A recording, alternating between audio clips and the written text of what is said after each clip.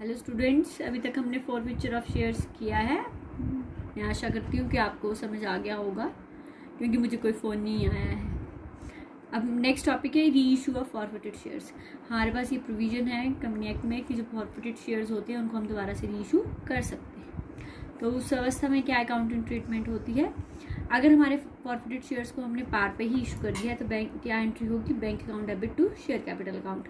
जब हमने फॉरफिट किया था तो शेयर कैपिटल को डेबिट किया था, अब हमने री इशू करना है तो शेयर कैपिटल फिर से क्रेडिट हो जाएगी। अगर हमने फॉरफिटेड शेयर को प्रीमियम पे री इशू किया है तो एंट्री होगी bank account debit to share capital account to security premium reserve account. Similarly जो फॉरफिटेड शेयर्स हैं उनको हम डिस्काउंट पर भी री इशू कर सकते हैं। Bank account debit share forfeiture account debit to share capital account. अब ये जो हमारे पास जो भी हमारे पास जब हम री इशू कर लेते हैं उसके बाद शेयर फॉरफिचर का कोई बैलेंस बचा होता है, वो हमारा क्या है? दैट इज़ योर प्रॉफिट या बैलेंस होता है। उस बैलेंस को हम कहाँ पर ट्रांसफ़र करते हैं? Share forfeiture account debit to capital reserve. और कैपिटल रिजर्व आपके पास बैलेंस शीट में क्या किया जाएगा? शो किया जाएगा। आपके हेड जो है वो शेयर कैपिटल रिजर्व में, सब हेड रिजर्व एंड सरप्लसेस के अंडर क्या आता है? Capital reserve. हमने शुरू में पढ़ा था difference between reserve capital and capital reserve. तो ये प्रॉफिट है हमारे पास, तो उस प्रॉफिट को हम जो है एक अकाउंट में ट्रांसफर करते हैं। कैपिटल प्रॉफिट है कैपिटल रिजर्व में, और कैपिटल रिजर्व हमारे पास किस में दिखाया जाता है? बैलेंस शीट में दिखाया जाता है। इससे रिलेटेड मैं आपको एक न्यूमेरिकल करवाती हूँ। A limited invited application for issuing 10,000 equity shares of ₹10 each। जो अमाउंट आएगा ₹1 एप्लीकेशन पे आएगा, ₹2 अलॉटमेंट पे आएगा, ₹3 फर्स्ट कॉल पे आएगा और फाइनल कॉल पे ₹4 आएंगे। अब इसमें डिफरेंट सिचुएशंस पे आपको शेयर फॉरफिट किए गए हैं, ठीक है। पहला है एक व्यक्ति 100 शेयर्स को लॉट हुए हैं, उसने अलॉटमेंट मनी नहीं की। जैसे ही उसने अलॉटमेंट मनी पे नहीं की, उसके शेयर फॉरफिट कर लिए। फिर दूसरा है बी, उसको 150 शेयर अलॉट हुए हैं, उसने फर्स्ट कॉल नहीं की, तो उसके शेयर्स आफ्टर जैसे ही फर्स्ट कॉल होती है उसके बाद उसकी फॉरफिट कर लिए। उसके बाद सेकंड कॉल भी की गई, उसमें सी है जिसको 50 शेयर्स अलॉट किए गए, उसने ये कॉल नहीं की। अब उसके शेयर्स भी क्या लिए? फॉरफिट किया। आपको हर एक स्टेज पे क्या है? फॉरफिचर यहाँ पर हमने करना है। All the shares were forfeited, और फिर जो हम इंश्योर फॉरफिटेड को हमने री इशू कर दिया for ₹9 per share fully paid up. आपने ये चीज़ भी देखनी है ना, ठीक है, फुली पेड अप, क्योंकि कुछ शेयर इसमें फुली पेड अप नहीं थे, लेकिन फिर भी हमने सबको क्या मानकर चला? फुली पेड मानकर चला और इनको नोट पेपर इशू कर दिया। हमारी अकाउंटिंग ट्रीटमेंट कहाँ से शुरू होती है? एप्लीकेशन मनी रिसीव करने से रिलेटेड शुरू होती है। तो हमारी पहली एंट्री क्या होगी? Bank account debit to equity share application account. 10,000 share है, ₹1 के हिसाब से एप्लीकेशन मनी कितनी होगी? 10,000। फिर इस मनी को हमने ट्रांसफ़र कर दिया कैपिटल में, आपको एंट्री आती है share application account debit to share capital account. फिर हम करेंगे अलॉटमेंट पे जो है ड्यू करनी है। Equity share allotment account debit to share capital account. Allotment कितने रुपए की है? ₹2 की है, तो 10,000 इंटू 2 कितना हुआ? 20,000 बीइंग अलॉटमेंट मनी ड्यू। अब इसका पैसा रिसीव करना है bank account debit to share allotment account. अब इसमें कितने शेयर होल्डर्स ने पैसे अलॉटमेंट मनी नहीं दी? 100 पे कितना पैसा नहीं आया?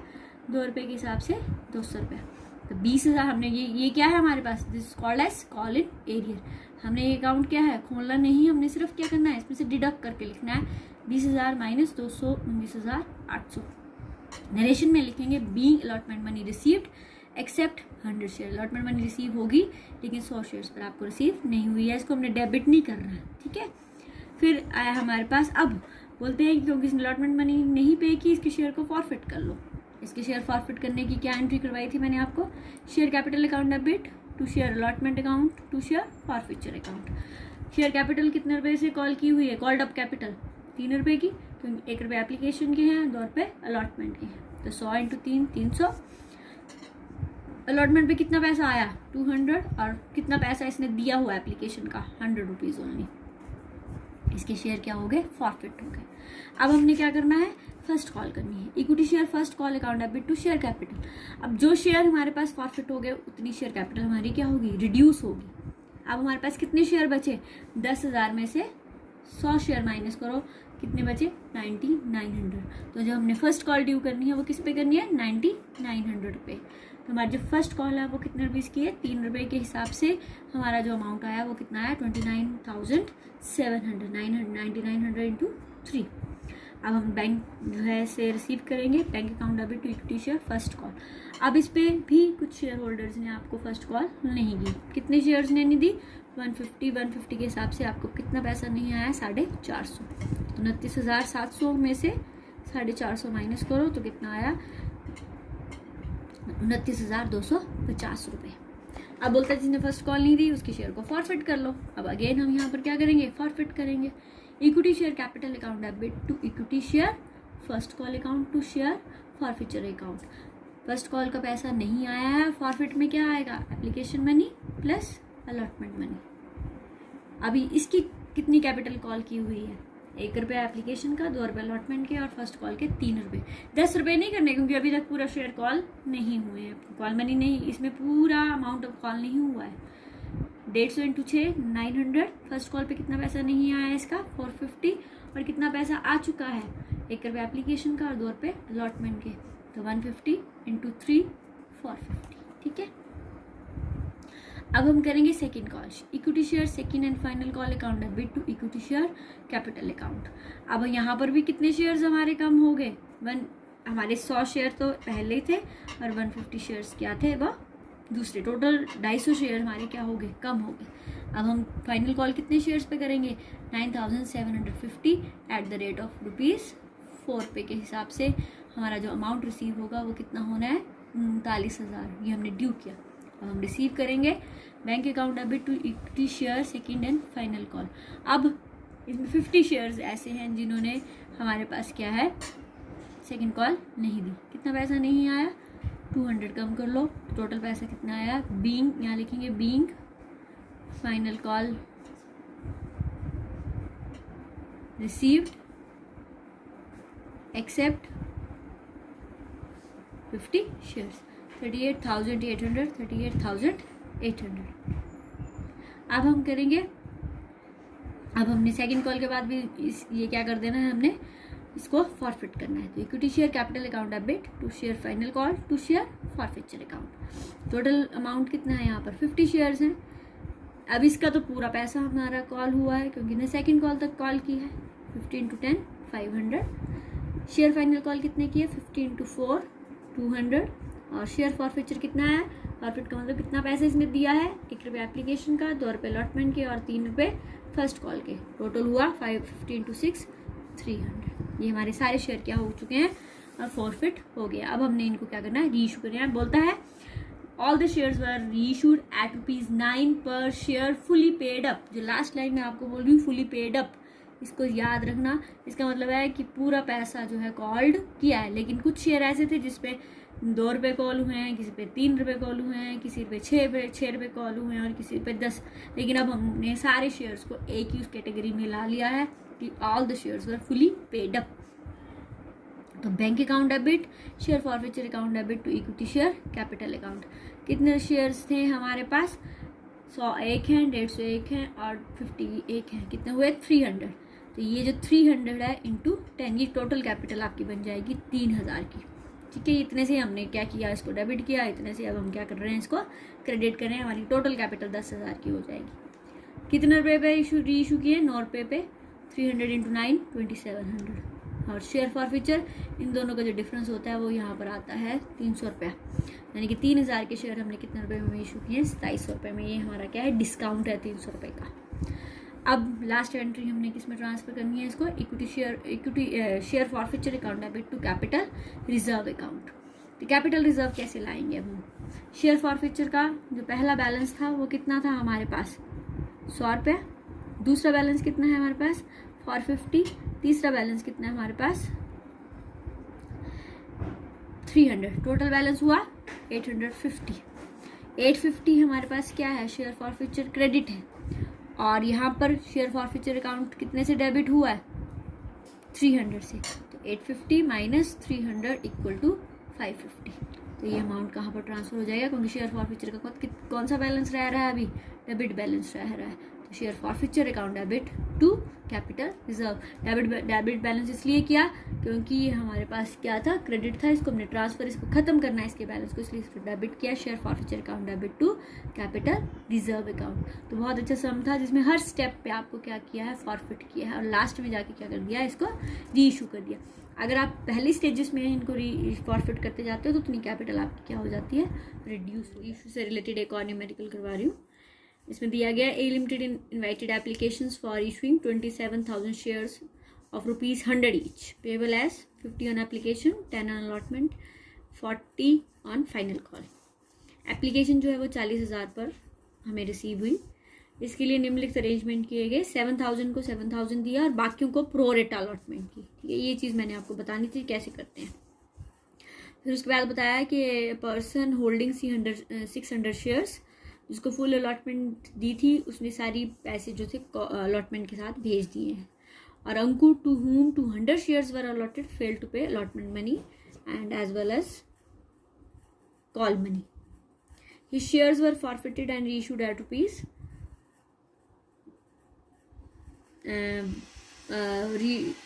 ₹105 per share as fully paid up।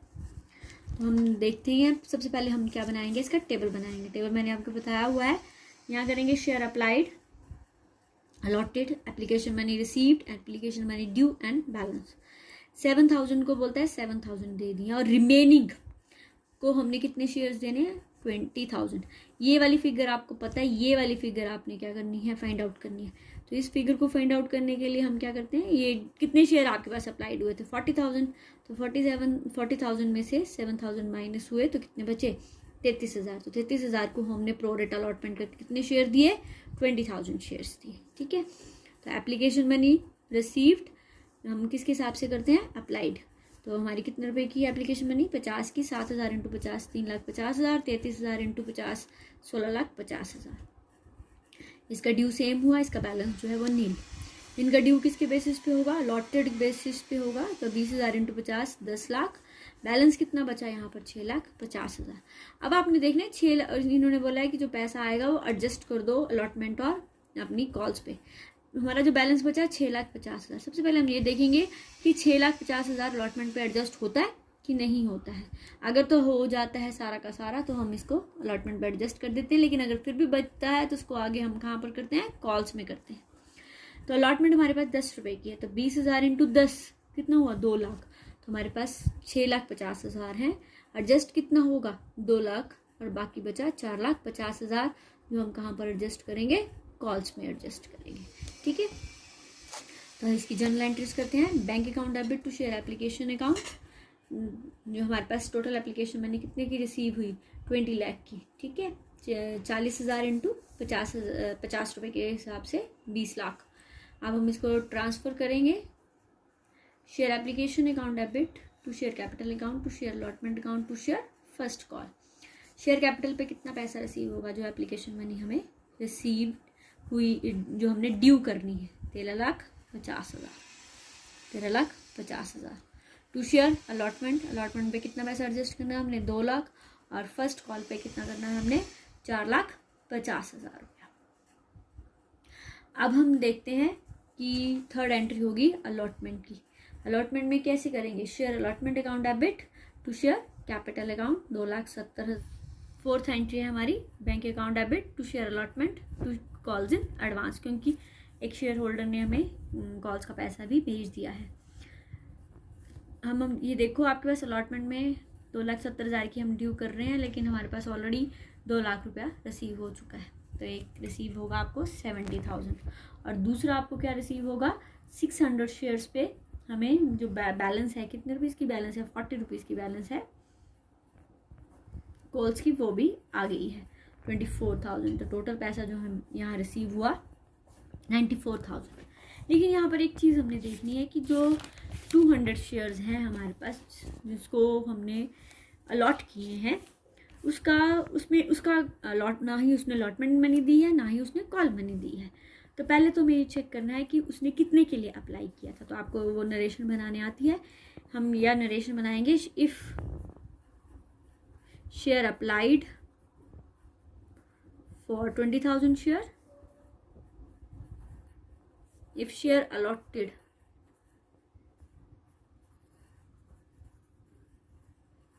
20,000 than applied, क्योंकि हमने अप्लाइड निकालना, तो जो चीज़ हमने निकालनी होती है वो राइट साइड रखते हैं, it will be 33,000। If applied for 1 share 33/20,000, और हमारे पास कितने अलॉटेड हैं, 200 शेयर अलॉटेड हैं, तो हमारे पास कितने शेयर हैं उसने अप्लाई किए थे, 330 शेयर अप्लाई किए थे। अब हम देखेंगे उसने कितना पैसा भेजा हुआ है इस पर। एप्लीकेशन मनी रिसीव्ड 330 × 50 16,500, लेकिन उसकी ड्यू कितना है एप्लीकेशन मनी, 200 × 50 10,000, 6,500 उसका क्या है अभी हमारे 200 × हमारी एप्लीकेशन कितने रुपीज़ की थी, एप्लीकेशन थी 50 रुपीज़ की, तो 2,000 × 50 10,000 6,500 हमारे पास क्या है, इसकी एक्सेस मनी है। अब हम अलॉटमेंट पे देखो, अलॉटमेंट मनी ड्यू 200 × 10 कितना हुआ, 2,000। अगर ये मान लो ये वाला अमाउंट कम होता और ये ज़्यादा होता तो यहाँ पर कॉल इन एरियर आना था, लेकिन अब हमारे पास यहाँ पर कॉल इन एरियर अलॉटमेंट में नहीं आ रही है क्योंकि उसने एक्सेस मनी भेजी हुई है। तो अभी भी उसका पैसा कितना बच रहा है, 4,500 जो है हमारे पास एक्सेस मनी है, जिसको हम किस पे एडजस्ट करेंगे अभी, कॉल्स पे।